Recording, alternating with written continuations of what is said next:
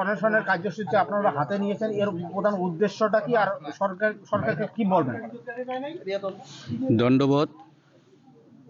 আজি ধুবড়ী জেলার আগমনী ব্লক থাকিয়া জানান দিবার চাই যে ভারত সরকার আর কেএলওর মাঝত যে দ্বিপাক্ষিক পৃষ্ঠক বা শান্তি আলোচনা, এই শান্তি আলোচনার অপরিণতির কারণত আজি কামতাপুর বা গ্রেটার কুচবিহার রাজ্যের শোক জাতীয় সংগঠনের যৌথ উদ্যোগত এই 100 ঘণ্টিয়া বৃহৎ গণ অনশন।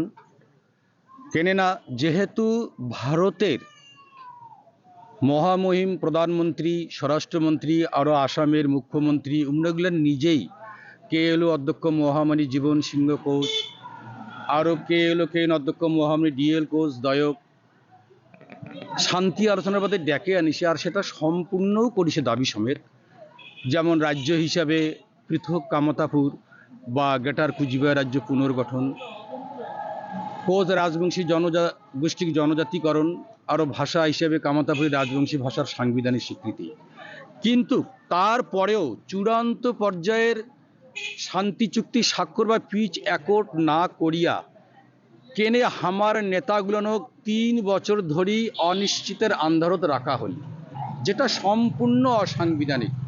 সেই সাথে আমার কামতাপুরী কোচ রাজবংশী কোচ নস্য শেখ শোক ভূমিপুত্রগুলোনক চরম অপমান করা হয়েছে। কেনে আমরা কি ভারত সরকারের কাছে অনৈতিক কোনো দাবি করে ধরছি, না আমারে সয় সম্পত্তি ভারত সরকার ভোগ করে নেছে? অথচ তারপরেও বর্তমান ভারত সরকারের কি তাহলে সাংবিধানিক সচেতনতা বা মানবিকতার অভাব, নাকি জাতি বিদ্বেষী হীনমন্যতা, নইলে কি কারণত আজ কুচবিহার রাজ্যের সংবিধানগত অধিকার অর্থাৎ ভারত ভুক্তি চুক্তিকানক ঘোরতর অন্যায়ভাবে দাবি রাখিয়া আমাকে সম্পূর্ণ পরাধীন করে রাখা হল?